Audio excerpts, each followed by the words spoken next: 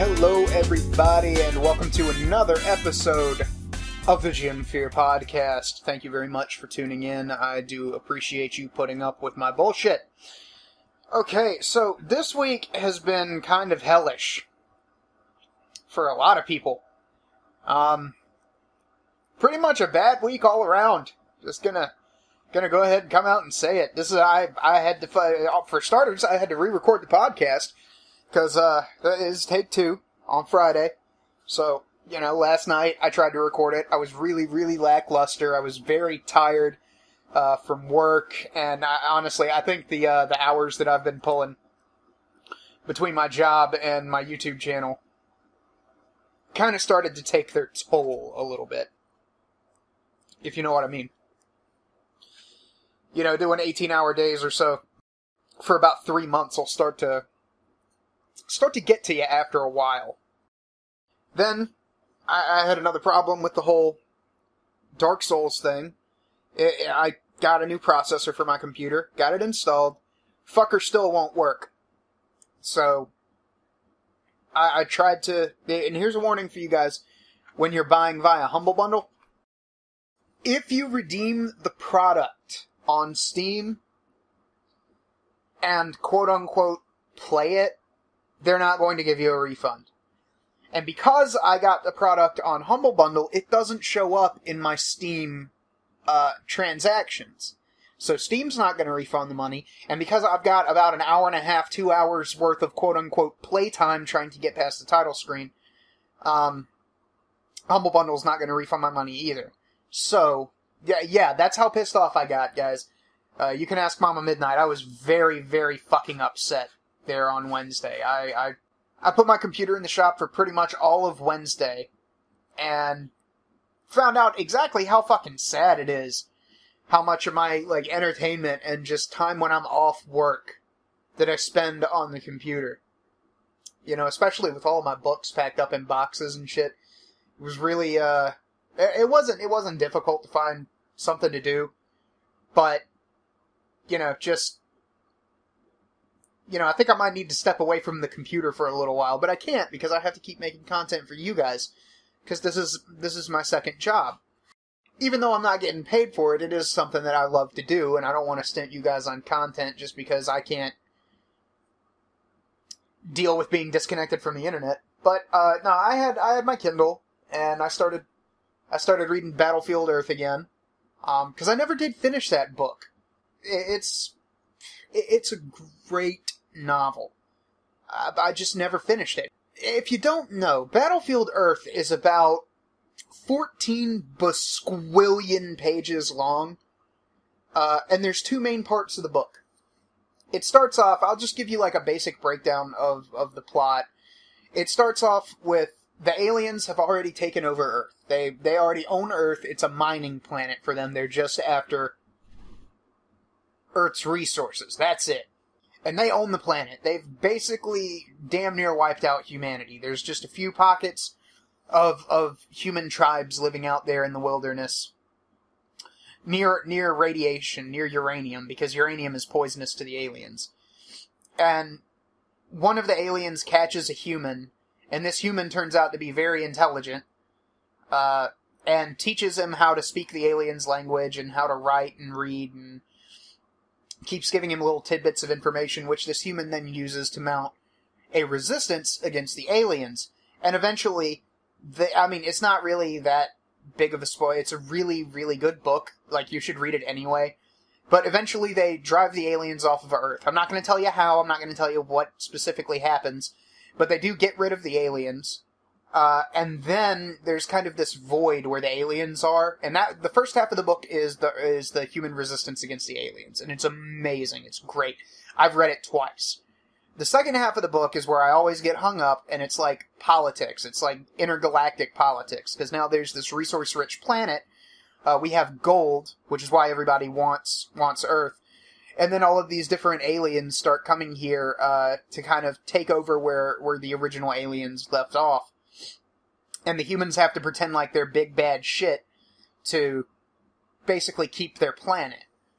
They have to go from being a tribal society to intergalactic players like that. And that was the part that always got me hung up. So I'm going to finish it this time. It's a really good book. I highly recommend you go out and get it.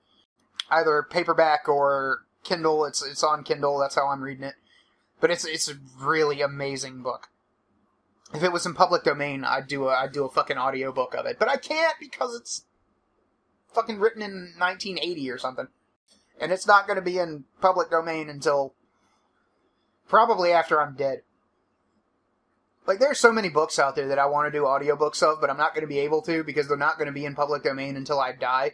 So I'm thinking about just, like, recording them and setting aside a, what do you call it? A hard drive? Like, an external hard drive with all of these fucking audiobooks and shit on it. And then just having them be uploaded after I die when they finally come into public domain. And no one will have to know about it. No one will be able to know about it because it'll just be sitting quietly in my room. I'll remand it to my brother's care, and he can take care of all of that shit after I inevitably die at the age of 50. From all of the boozing and smoking that I do.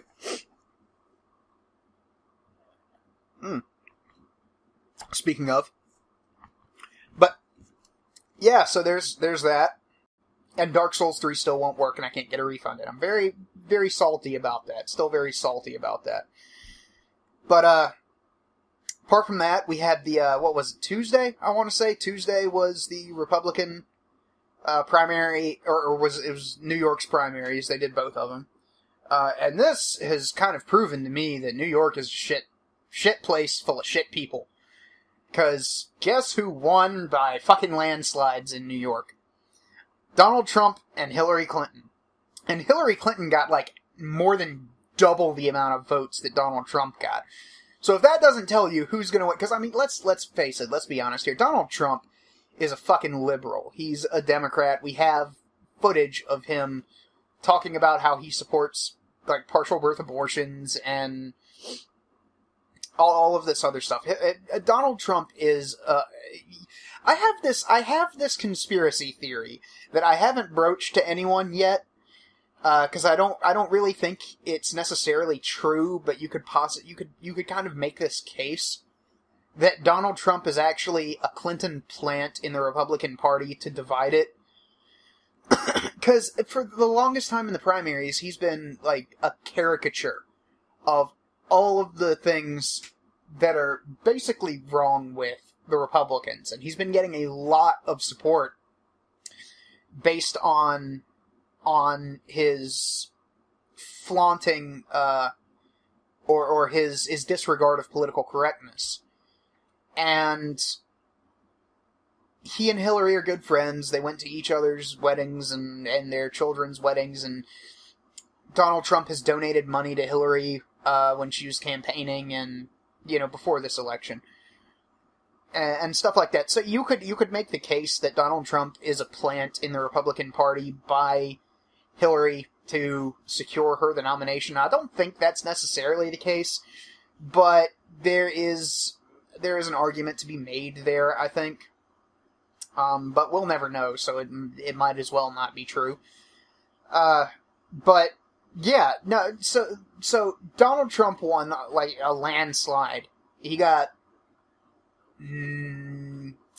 what is it, like 91 delegates in New York, and then Kasich got 6, I want to say, and Ted Cruz came away with 0. But, like, the difference between Donald Trump and Hillary Clinton is all you need to know if you're a Republican to tell you who's going to win in a general election. It's going to be Hillary.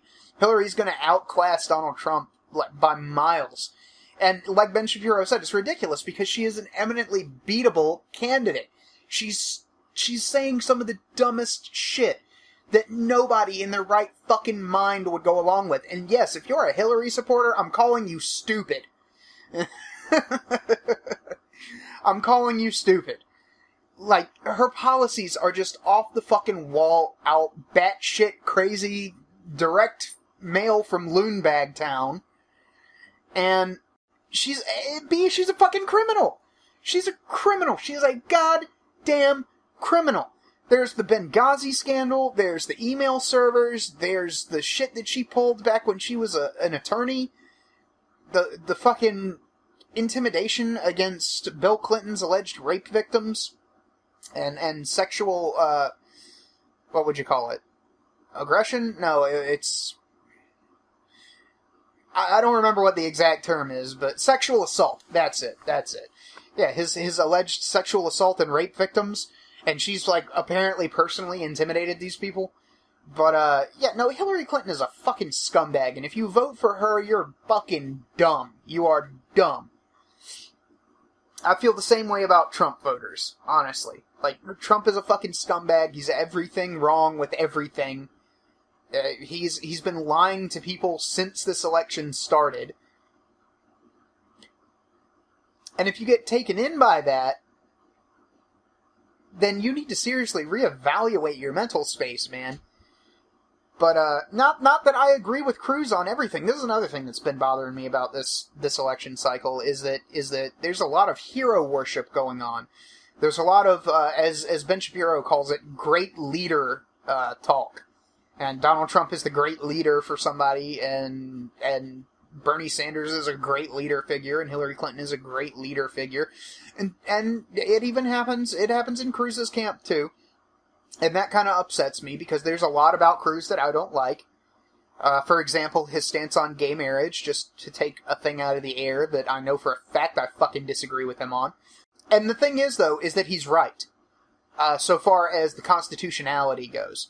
Because the Constitution has an amendment within it that says anything that's not covered in this document is to be left up to the states to decide for themselves. And marriage is not mentioned in the Constitution.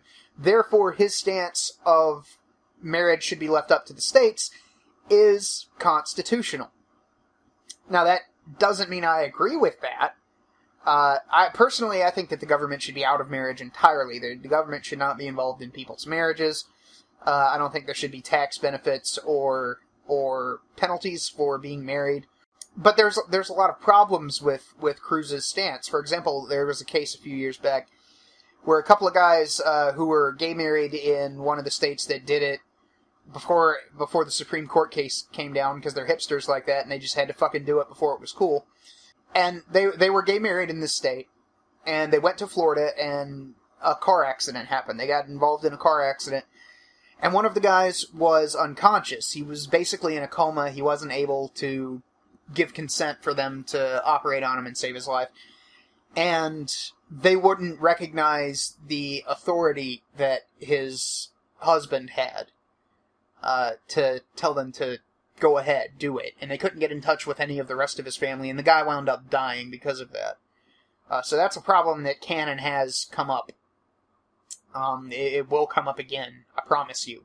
So there's a lot of problems with having the government involved in marriage at any level, and then leaving it up to the states to decide whether or not this is a legal union that they're going to recognize, which incurs all of the legal responsibilities and benefits that come along with that for straight people. I mean, my position, once again, is that the government should get out of marriage entirely. But if you're going to have legality involved in marriage, you have to apply it across the board. You cannot pick and choose. You have to do this certain thing. You have to do it for everybody. You can't just pick and choose there. No favoritism. Not with laws like that, where people's lives are on the line, essentially. But yeah, the hero worship thing is really, really fucking disturbing. Like, none of these candidates are perfect. And if you have your reasons for voting for your candidate, like, I am not a one-issue voter. I agree with Ted Cruz on a lot of things. For example, the IRS thing that he's proposing, that doesn't sound like a necessarily bad idea to me. I have to do more research on that. I like his stance on the Second Amendment. I like his stance on most of the Constitution, actually. I like the fact that he has stuck to his guns and he is kind of kept out of the mudslinging. I don't like the fact that he made that joke about running over Donald Trump, essentially, on some fucking talk show that he went on. It's kind of hard to hold the moral high ground when you're joking about running over your opponent in the primaries. But, aside from all that, he has a lot of points that I like, and he has a few points that I dislike about him. And anybody should be that way. Everybody should be that way with every candidate. There should be parts about them that you like and parts about them that you dislike. You should never, ever, if you have a candidate that you can find absolutely no fault with, on no account should you vote for that person. On no fucking account. No way. No, you should not. You should not be voting for this person. If they instill this kind of great leader feel within you, don't vote for that guy. Do not do it. It's a bad scene, man. Nobody's fucking perfect. And if you can't find something about this person that you disagree with, that should make you suspicious, because no two people are going to agree on everything. And if you agree with everything that this person says, they're probably fucking lying to you about something. And you should do a little bit more digging. I see this a lot on the Trump people, and I see it with the Hillary people and the Bernie people. Most especially Trump and Bernie. It happens occasionally with Cruz, but in my experience, most Cruz voters are a little bit more circumspect. They have things that they disagree with him on. They don't envision him as the great leader. He's just kind of the best choice that we have. For a lot of conservatives, he's the only true conservative on the ballot, which is true. So I can understand them factoring that into their process, but that being the sole reason that you vote for him, I mean, I was pushed towards Cruz because it's a lesser of four evils kind of thing, you know? I can't vote for anyone in the Democrat Party because Hillary's a fucking criminal and Bernie's a fucking communist, and we all know how well communism has done. And if you haven't, go look up the history of every single communist country ever. And don't come with me with, no, he's a democratic socialist. He's a democratic socialist. Things are different. Things are different. No, they're not. No, they are not. Socialism is a monster that inherently seeks to expand its own power. It happens every single time socialism is injected into a governing system. Every single fucking time. Yes, you can make the arguments that there are countries in Europe that are doing fine under socialism. Let's look at this on a big scale. Let's see how well they were doing in, 1970, and how well they're doing now. I mean, people like Bernie Sanders points to Sweden. Sweden is now, because of these socialistic progressive policies that Sweden has implemented over the past few decades, they're now the fucking rape capital of the Western world. Yeah. Yeah, that's not encouraging. You know, the whole free college thing, the whole, we're going to raise your taxes. Because he is. Don't let him fucking lie to you. He is going to have to raise the taxes on the middle and lower class. There's no way in hell. And I'm not saying that Cruz's abolishment of the IRS and the flat tax and the flat corporate tax, because they are two different things. Like, average citizens who make below a certain amount per year don't have to pay taxes, but then when you make above a certain amount a year, you have to pay 10%. Everybody. And then corporations have a 16% flat tax, which he says will foster small businesses. And I think that's true. It would also probably get a lot of the bigger corporations like Apple and what was the air conditioning company that recently moved to Mexico? Haier, I think. Harrier. I think it was Harrier. They recently moved to Mexico because it's not profitable for them to do business in America anymore. It's just not fucking profitable. They can't cover the costs. They can't cover operating costs, so they move all their operations out to Mexico where they have a lower corporate tax, and people are willing to work for less money. And boom. That's how it works. And you can charge them out the ass to leave, but once they're gone, they'll start picking up profits again. Because they're not being taxed out the ass. And like I say, I'm just kind of getting into this whole economics thing. So this is my kind of grade school level understanding of it, because I've never really studied economics before.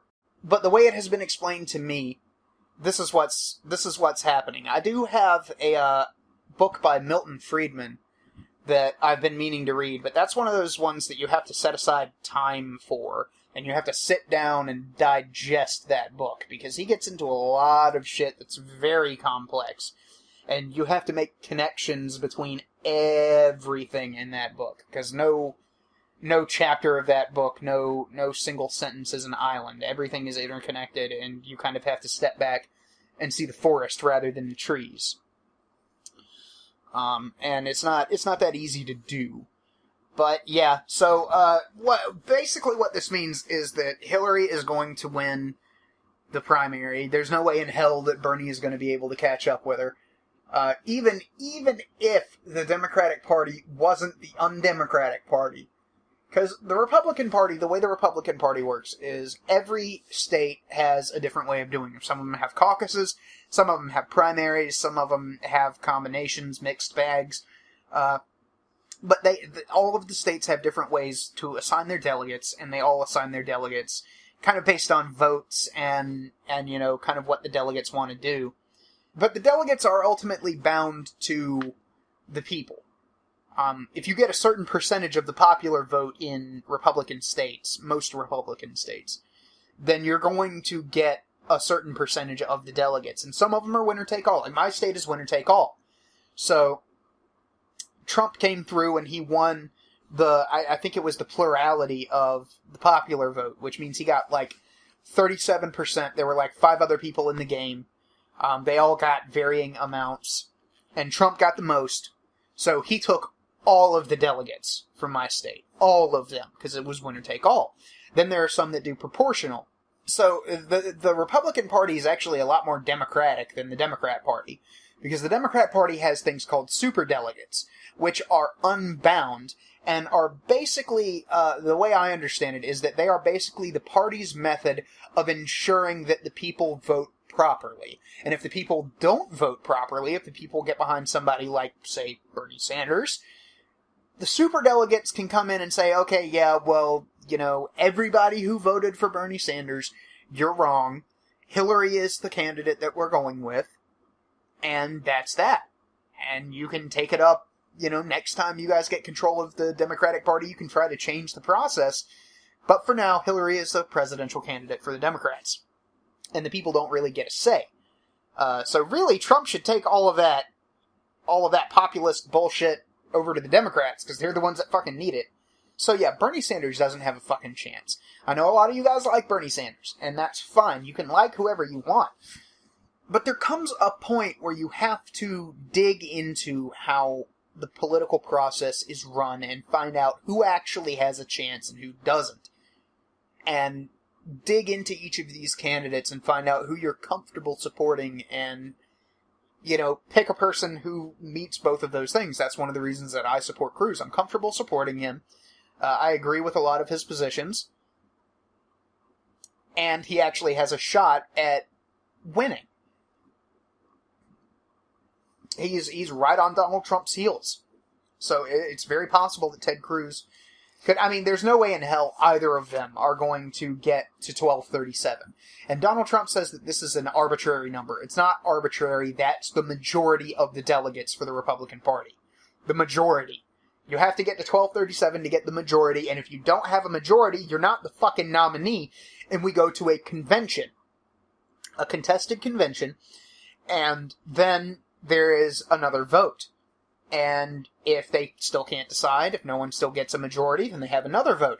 And during that time, the candidates and their campaigners get to go around to all of these delegates who are voting, and they get to say, well, I know you voted for Donald Trump, or I know you voted for Ted Cruz, or I know you voted for Kasich, but have you considered doing, voting for us? Here's all of the places where we differ from Donald Trump, just think about it.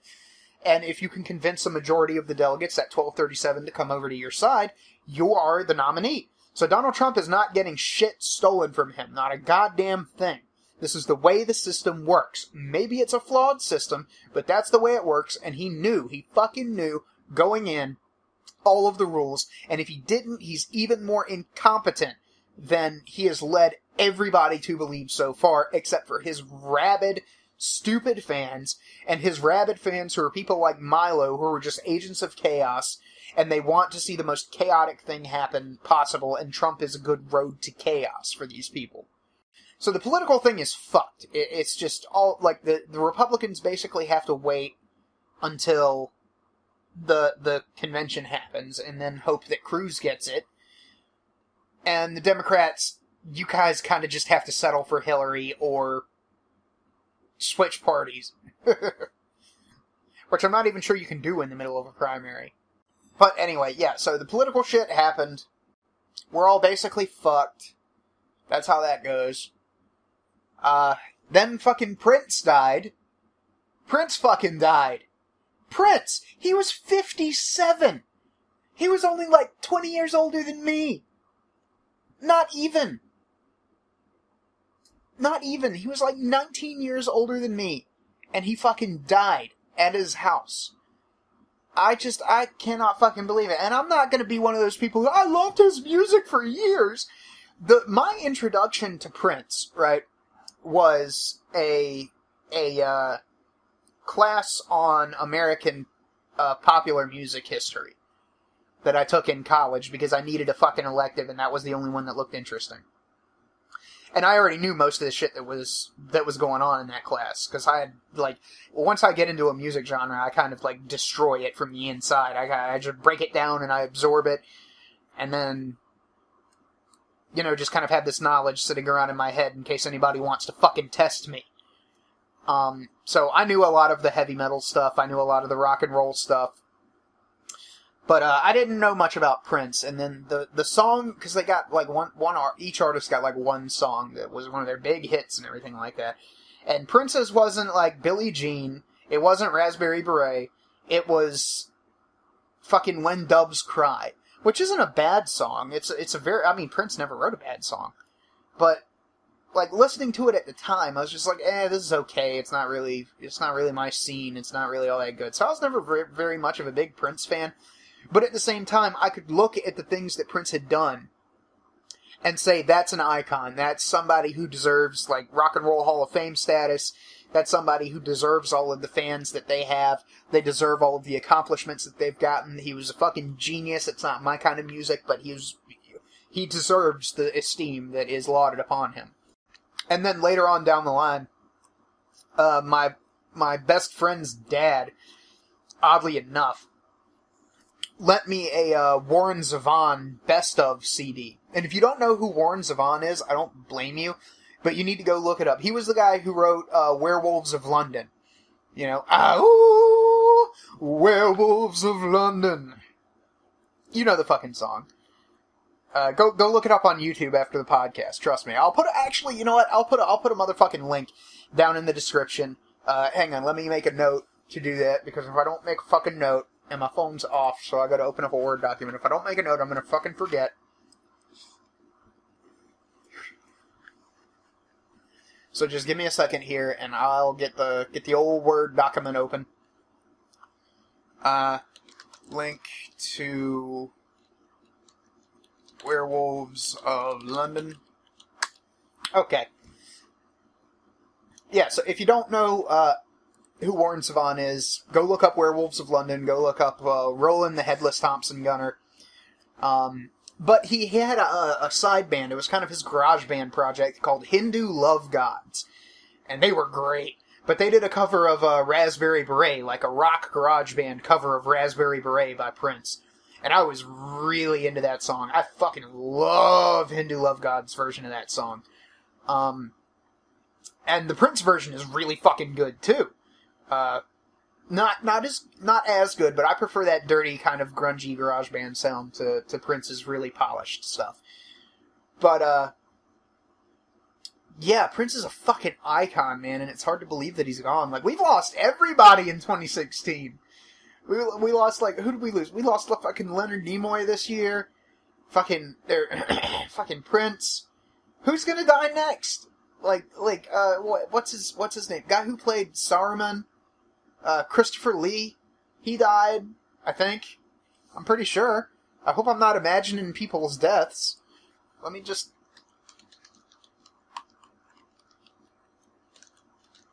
Christopher Lee. Yeah, he did. No, he died last year. In June. Damn, I'm late. I'm really late.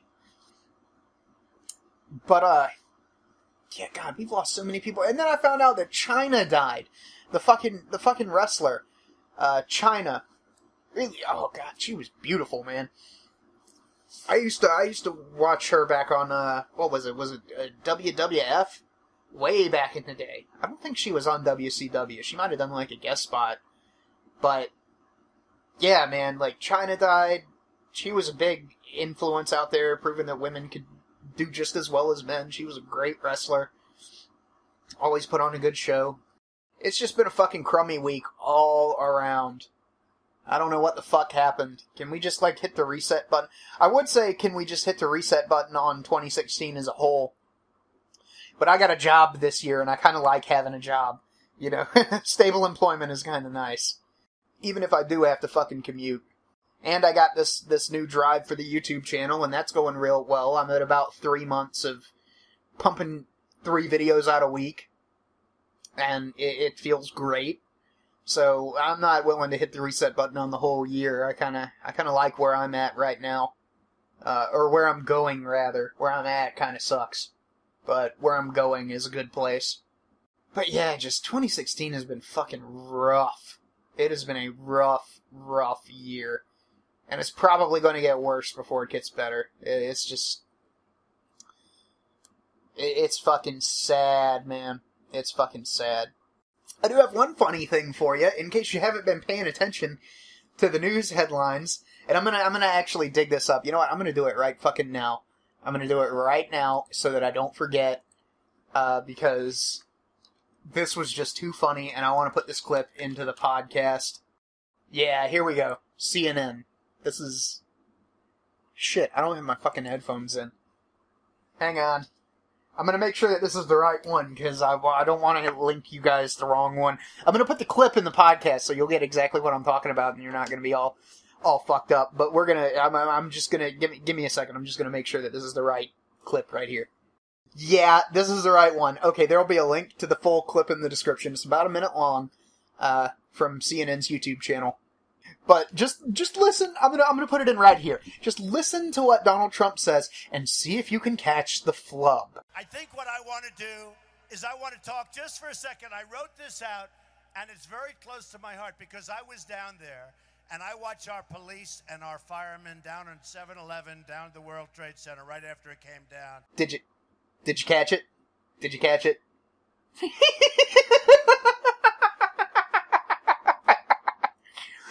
In New York! In Buffalo! He was in Buffalo, New York! His home fucking state! Trump Tower is in New York City! And he wrote it down because it was very close to his heart. And and then he goes and says 7-Eleven. And this proves how fucking stupid. When was this? April 18th? Was this after the voting? If this was before the voting, then this just kind of proves how dumb New Yorkers are, man. 'Cause how do you not immediately about face on a guy who fucks up that badly? And I mean, we've all misspoke. We've all said stuff that, and we've all said one thing and meant another, or fucked up. I do it weekly on this show. But I'm not running for president. I'm not campaigning in the state that saw one of the worst terrorist attacks of the U.S.'s history. And fucking up the date. And, like, was he thinking about Slurpees? Did his, like, animal mind just kind of take over there for a minute? It's like, God damn, I really want a Slurpee. I should go to 7-Eleven later. I don't know. It seems like every fucking week, Donald Trump fucks up worse. It just gets worse and worse and worse and worse and worse. And then, like, there was the whole Lewandowski thing with the whole Michelle Fields thing, and I did a rant on this on one of the episodes of the podcast. So I'm not going to really get into it here. If you don't know, just Google the whole Michelle Fields incident. But he was talking big shit about how, he stands by his man and he's not gonna abandon Corey Lewandowski in the middle of the campaign just because he had a little scandal going on. And then 2 weeks later, he fucking shit cans Lewandowski and gets a new campaign manager. The guy's a liar. He's a liar. He's a fucking outright liar, man. He's a shit human being. And he deserves to lose the election and all of his reputation for the rest of his natural-born fucking days. Oh, God, I cannot believe people are rooked by this guy. I cannot fucking believe that people are just taken in by this cult of personality that this guy has. On another light note, Cult of Personality is a great song. You should all go look up, if you're into heavy metal music, and you like black artists, Living Colour, with a U, Living Colour, is a black, metal band, and they don't play black metal. They're just black guys who play metal music, and they wrote a song called Cult of Personality. It was really big in the 80s, and it's a phenomenal song. They're phenomenal fucking musicians. Living Colour is great. You guys should go check them out. Listen to their albums. They are the bomb shit diggity. Another good band that's comprised of all black people, if you're into this kind of music, and I love these bands, so I don't mind fucking portraying. It's not even about the whole black thing. I don't care what fucking skin color they are. I just love their fucking music, man. They are crushing it. Every single album, they fucking crush it. Is Fishbone. Fishbone is insane. They have one of the most talented bassists in the history of ska music. But they don't just do ska. That's the great thing about Fishbone, is that they do spirituals, they do metal, they do rock, they do, like I said, ska. They're just so diverse and so fucking talented. Like, every single member of that band is stupidly talented. The lead singer, just as an example, the lead singer, he sings, he raps, he plays the fucking trumpet, and he plays the theremin. And if you guys don't know what a fucking theremin is, hang on, I'm just gonna take this link right here and put it in the Word document, and look up a theremin right quick, so that you guys, or even better, I'm just gonna look up Fishbone theremin. Theremin. Let me see if I can find a...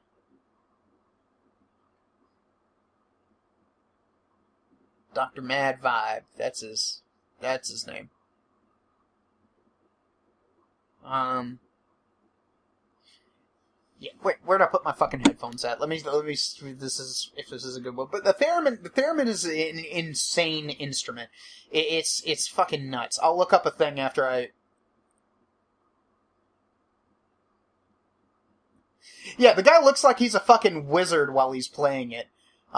Cause the theremin, what the theremin is, it's a box that has a bunch of wires, like metal tubes and knobs and stuff like that. And it's, an electronic instrument where you like wave your hands at it, and it makes noise. And it's an insanely hard instrument to master and use effectively, because if you just like wave your hands around it, it's just gonna make a bunch of random fucking sounds. It's not... okay, here we go. From Wikipedia. The theremin, originally known as the etherphone, or thereminaphone, or terminvox, or thereminvox, is an early electronic musical instrument controlled without physical contact by the thereminist performer. It is named after the westernized name of its Russian inventor, Leon Theremin, who patented his device in 1928.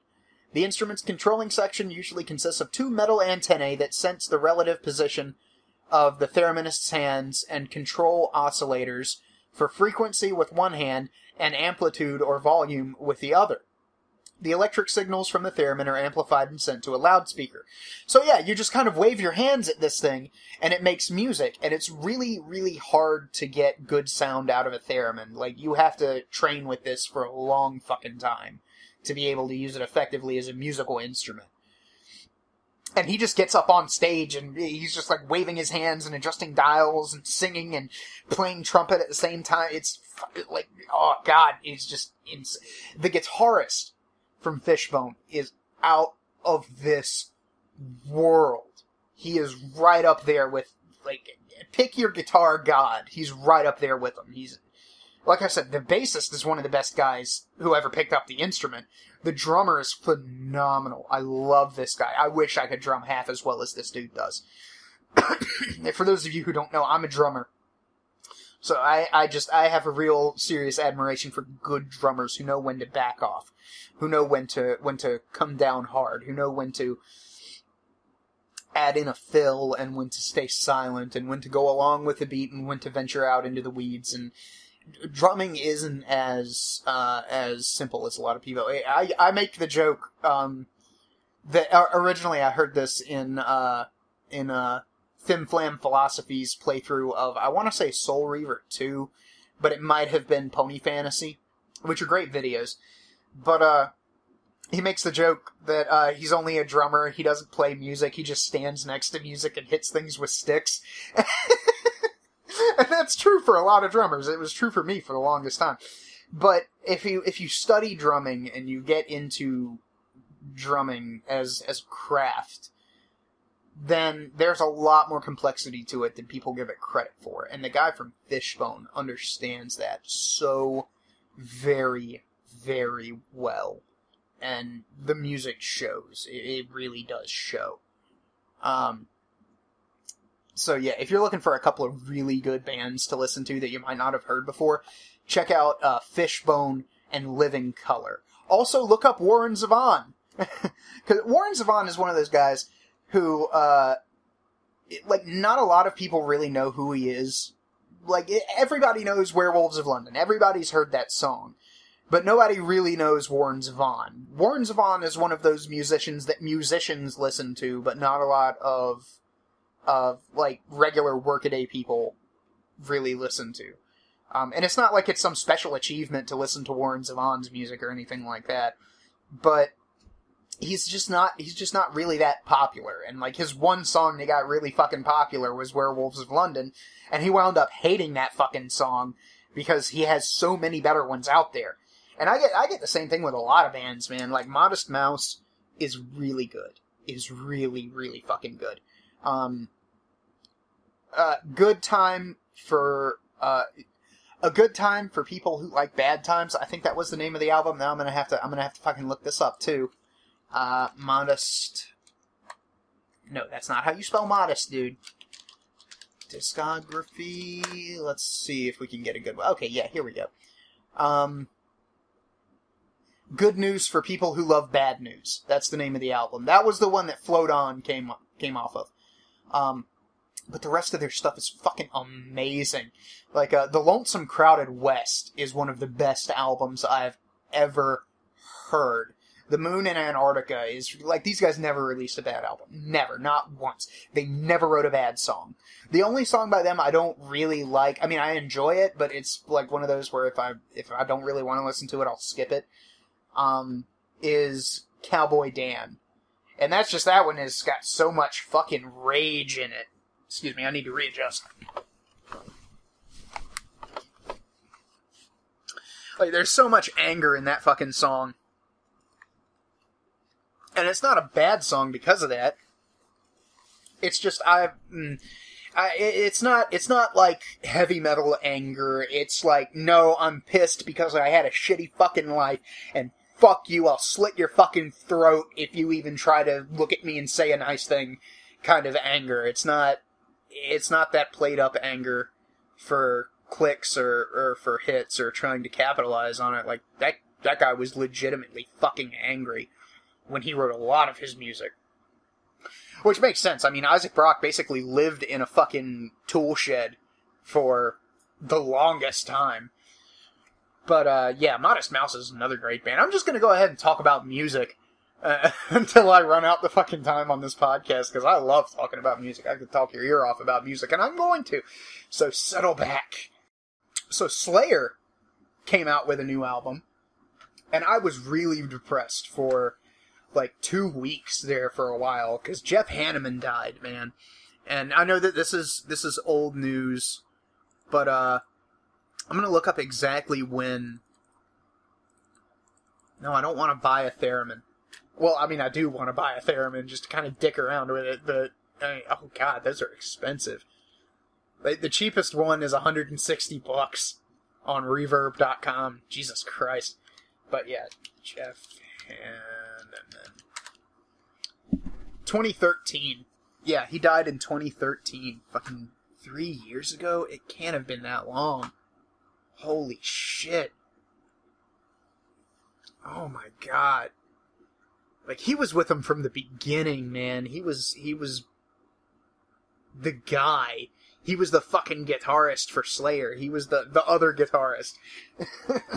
Because they had Kerry King, who was, like, their main songwriter for the longest time.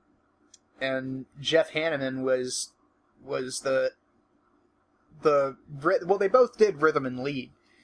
So you could never really pin down which one was more important. They were both important to the Slayer sound, kind of. You know, it was they all came together to make that happen, and it was Slayer was one of those groups that had a revolving door drummer. Like every couple of albums, they would get a new drummer just because I guess the drummer couldn't handle it, which makes sense because Slayer is some of the most difficult drum riffs to play. Like, they are fast, and they go for a long fucking time. Like, Slayer will burn you out as a drummer. Quick. It wouldn't surprise me at all if their sets were only like 40 minutes long. But they got a new guitarist after Hanneman died. May he rest in peace, by the way. And that guy's really good. Like, I've watched live videos of him playing guitar, because really, if you want to, and this is something that bugged me for the longest time, is I didn't like live albums. You know, because the audience kind of gets in the way, and they're cheering, and you can't hear the music, and there's audio fuck-ups and foibles and stuff like that. But if you want a metric of how good a band really is live, look at their live shit. That's why I can't really take Black Crowes seriously, because they smoke so much weed. No, seriously, I'm being dead serious here. Like, Black Crowes, you guys know who Black Crowes are. I'm gonna just look up a couple other songs. I should be able to know them by heart, but it's been a while since I've listened to Black Crowes. Black Crowes. With an E, like Crowes. Let me see here. Black Crowes, we'll just go to Wikipedia. Remedy. I need a remedy for what's ailing me. Yeah, and they did She Talks to Angels. That's a song that everybody knows. Hard to Handle, Jealous Again, Twice as Hard. Just an amazing studio band. Like, they are one of the best blues rock bands ever in the studio. But you listen to their live shit and it's just like, wow, you guys are high, man. You guys are high. Y'all can barely find your instruments. I get the feeling that they just kind of have handlers, like, standing off to the side, like, waiting to, like, slap them upside the head when they fall asleep. It's bad, man. They're really talented, which is sad, because they're really good songwriters, they're really talented musicians, but they just cannot play a live show to save their asses. It's sad. But yeah, Slayer put out a new album, and they have a new song, which is You Against You, I think. Let me see here. Yeah, I think that's it. Let me just check right quick. I'm having to look up a lot of stuff this podcast. Yeah, You Against You. I'll put a link to that one in the description too, because they made a little movie out of it. It's this badass action movie type thing. It looks like a fucking Quentin Tarantino flick. I'm gonna be totally honest. It's awesome, and you guys should all go watch it. But they haven't lost a goddamn thing, despite the fact that, like, Kerry King and what's his fuck? Oh god, no, I can't remember the guy's name. Oh, this is embarrassing. I've been listening to Slayer since I was 16, and I can't remember the fucking bassist singer's name. It wasn't Jeff. Ted. Oh, god damn it. Tom Araya. That's it. Yeah, despite the fact that Tom Araya just looks tired, and he's got this huge beard, like the kind of beard that I wish that I could grow. I'm trying, but I just I can't get the cheek parts right. Like, they're coming in, but they're not. It's not really working out. But I've been wanting a big beard for a while now, and I'm working on it. But he's just got this huge beard, and he's all got gray hairs and shit, and he's just fucking tired looking. But he's still sitting there belting it out, just like he did when he was fucking 20. It was ridiculous. Really, really good music. They haven't lost a goddamn thing. I'm really happy that Slayer is still in the game so far as music goes. Like, God Hates Us All is... Slayer is also, like, one of those weird bands, like, weird shit happens around them. Like, God Hates Us All, for example, just as a for instance. God Hates Us All was published on September 11th, 2001. That album came out the day of the Twin Towers attacks. The day. And everybody was like, oh my god, no, there's been this horrible terrorist attack. It's a tragedy for the nation. We have to push back the date of the album. We can't release the album on this. And Slayer overrode them, and they were like, no, this kind of proves our fucking point. This kind of, like, this makes it more badass. No, we're going to release the album today. And they fucking did. Oh god, this is one of the funniest fucking things. Oh god. On music. Yeah, released on September 11th, 2001. The band received its first Grammy nomination for the lead track, Disciple. Disciple is awesome. Disciple is amazing. That's one of my favorite Slayer songs of all time. That album helped me through my crisis of faith a long time ago. Like, back... Well, I'm not going to get into that, but, suffice to say, I had a crisis of faith, when I was around 18, 19, and that album really helped me deal with the anger that I was feeling at the time, towards a lot of different places. Yeah, Slayer was a good outlet for that kind of thing.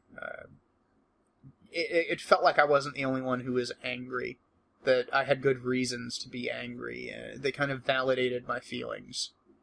You know what I mean? I don't know if you guys know this, but I'm very, very into music. I don't know if you could tell by the way I've been going on about it for the past 20 minutes. But, music is one of those things that's like, I hate to use this phrase, but, like, in my soul. Like, I identify with music. I use music as an emotional outlet. I enjoy music as just, like, entertainment and something to, snap your fingers to and shit like that. But there are certain bands, like Slayer and Everclear and Modest Mouse and a few others that just, like, I just identify with this music. It speaks to me. That's the only way I can really put it. I don't know, saying that Slayer, which is a gimmick band, I mean, that's not to say that, like, Kerry King and all them's grievances with Christianity and whatever weren't legitimate, but that was a gimmick. Everybody knows that was a fucking gimmick. That was a gimmick like the fucking Kiss makeup was a gimmick. It was, you have a fucking album called Rain in Blood, with the cover art that they had on that album, and you're going to sit there and have a song called Jesus Saves, which is completely just bashing Christianity in the face. And you're gonna pretend like this isn't a gimmick? Kid, no, you're fucking pulling my leg. You're shitting me. There's no way that's not a gimmick. That's a gimmick like Venom is a gimmick. Which is another good band. They're one of those black metal bands that expressly did it because it was a gimmick. They were trying to capitalize off of it.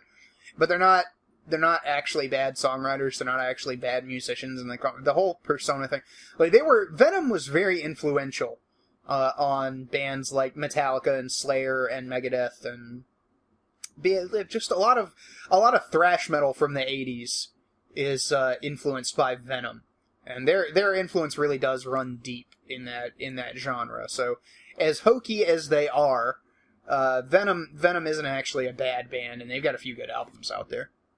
But yeah, we've been going for about an hour. I want to let you guys know. I need time to work on the audiobooks. Like I have to. Usually, I would just record it on Sunday and edit it and put everything together and then just upload it that night and make it public on Monday. But I'm getting to the point where I have like a backlog, so I have time to work, so I'm trying to get as much work done as possible, so I keep having this backlog, so that if I come down with an illness or something, then you guys still have something that's going to go up and won't sound like complete shit because I'm sick and congested and whatever. So A Study in Scarlet 1, that's going to be the next audiobook. I've already started recording it.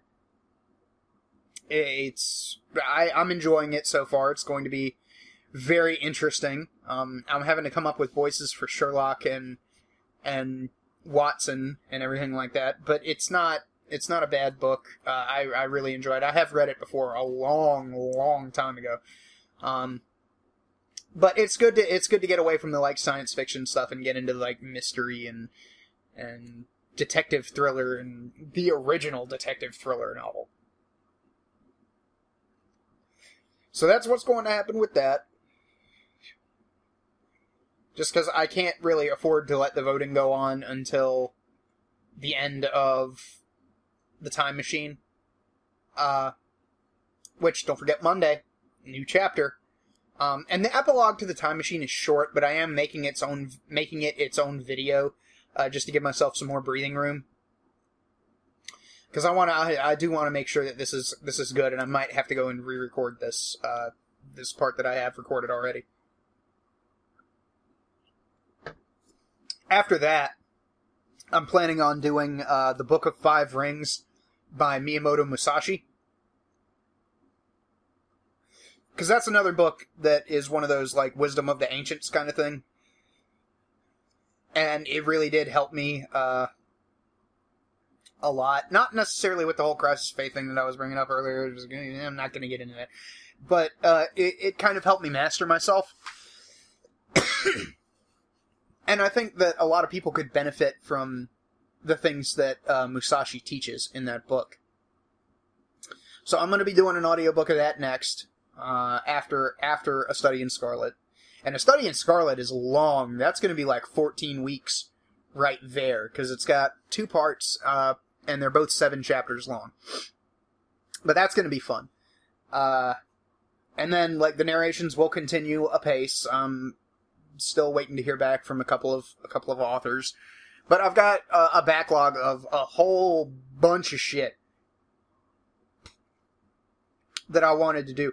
I was also listening to some of Barnabas Demos's old narrations. Like, I actually had to go... If you go back and you watch Barney's first video, you cannot hear it on YouTube. I don't care how loud your sound goes, you cannot hear the fucking thing. So I had to go in, and it's called Sing, and it's an amazing story. It is so good. And it's really sad. I hope... I think he re-recorded that one. But I had to go in and take that MP3 into my editor and bump up the volume so that I could put it on my on my iPhone and listen to it while I was at work. And I listened to it today and I was just like, God damn, I want to do this story. I really want to do this fucking story. But the only problem is that the guy is a singer in the story, and at the very end of the story, he actually does do a line of singing.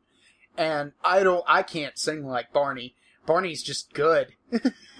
He's just good. I cannot sing like that, so I don't know if I'm going to be able to do that one. I can try, but I don't know if I want to subject you guys to that torture, because it's, well, you're talking about how he's a baritone, and I'm not.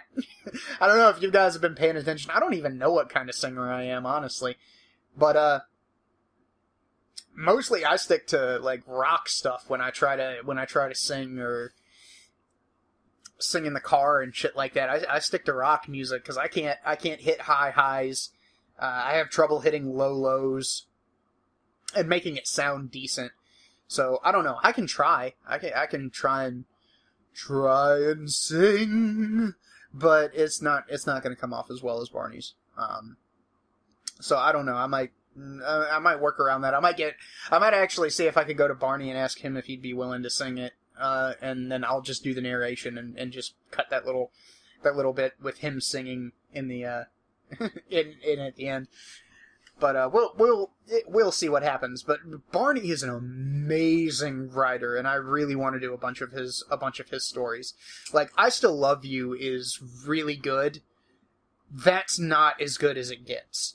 That's not nearly as good as it gets. Go listen to his original narrations up on his channel. I'll link Barney's channel in the fucking description. Barney's amazing. Everything about that dude is just fucking phenomenal. His voice is goddamn chocolate. It's just like ear sex, man. But, yeah, so about, on the iTunes stuff, I didn't have my computer on Wednesday, so I didn't get to do anything about that. I'm gonna try and get some of that done this weekend, but I have a lot of house chores that I gotta do. So that might not get done this weekend. That might have to wait till next Wednesday. But on next Wednesday, I have to try and take my car into the shop, and I have to take my cat, my little cutie kitty cat, to the vet and get her a checkup. Make sure that she's doing okay. Because I think she has ear mites again. She's been scratching her ears funny. So I want to get that taken care of, because, you know, I know how bad it is to have, like, a constant itch. Like, I live with athlete's foot. I know how it is to have a constant itch that you can't get fucking rid of, and I don't want her to have to fucking deal with that. Yes, I'm talking about you. I'm talking about you on the podcast. You want to come over here and say hello to the people? You want to come over here and say hi? She's staring at me funny. She's got this, like, what the fuck are you doing look on her face. It's just the most adorable thing. She's not going to come over here and say hi. Sorry, guys, I tried. She looks very confused. But yeah, I'm going to try and get the stuff uploaded to archive.org this weekend. It might happen, it might not. It all depends on what's going on and whether or not I have time. Because Saturday night is fucking Pathfinder night, and I can't skip out on Pathfinder night because shit just started to get good. Like, really good. Like, Doom put together an amazing campaign.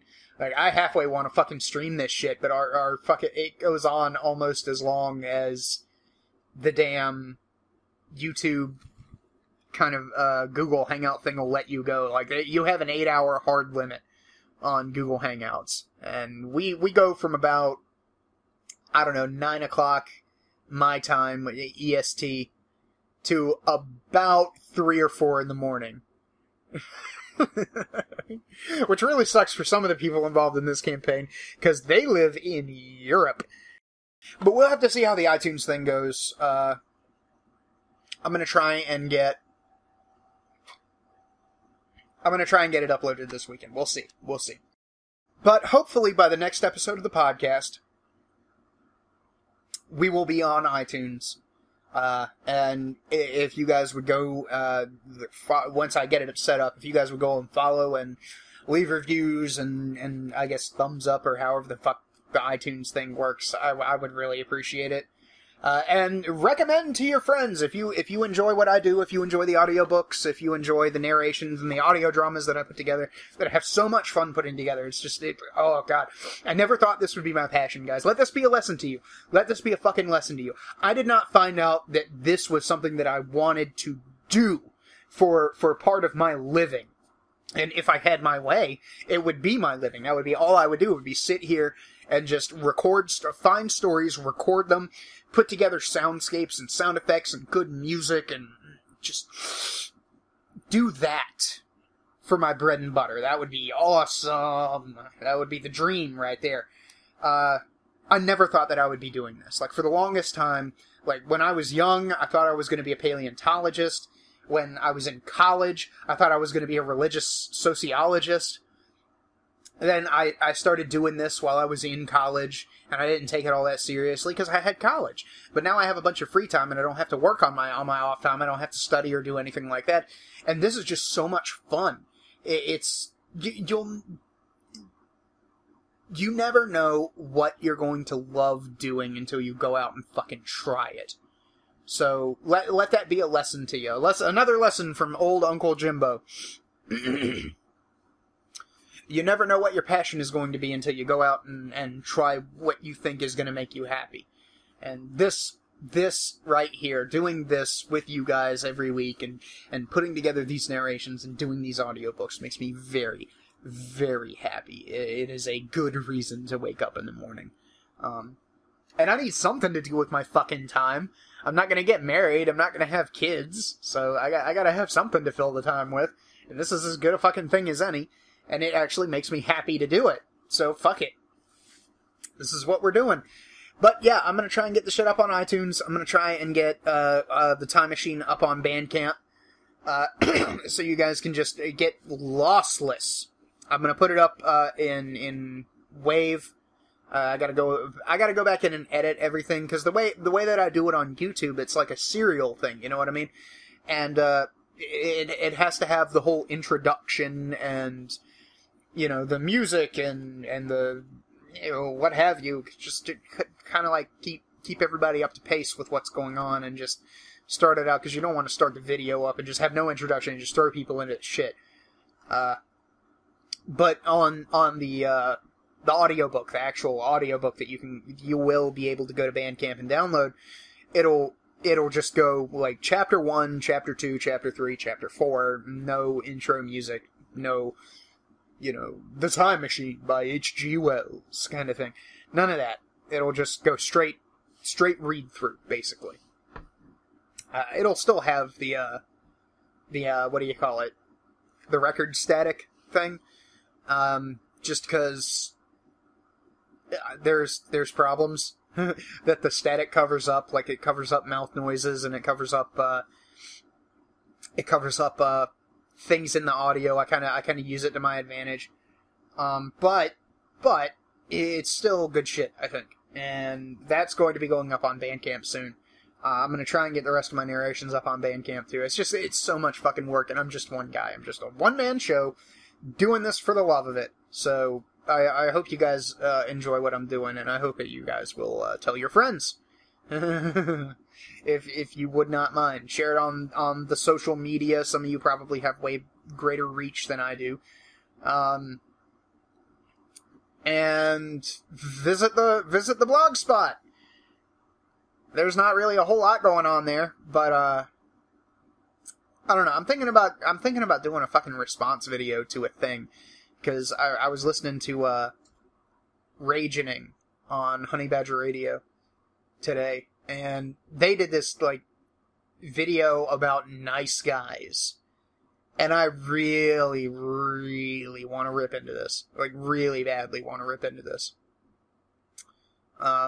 Just want to just tear it apart, get right into the meat, suck the marrow out of the bones, kind of thing.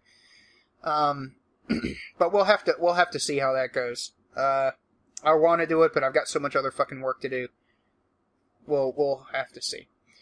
But yeah, thank you guys very much for listening. I really do appreciate you taking time out of your finite lives to listen to the drunken ramblings of this total failure at life, the universe, and everything. And I hope that you guys enjoyed it. I hope that you guys had fun playing along. I hope that you guys will share it around, tell your friends, tell people you don't even like. You know, it's like that Aqua Teen Hunger Force quote. Tell your friends, tell your family, tell people you don't even like. I'll do anything for money. But but yeah, I hope you guys have been enjoying yourselves this here podcast, and I hope you will tune in next time. And thank you very much for listening. I'll catch you guys next week. Peace out, and I love you all.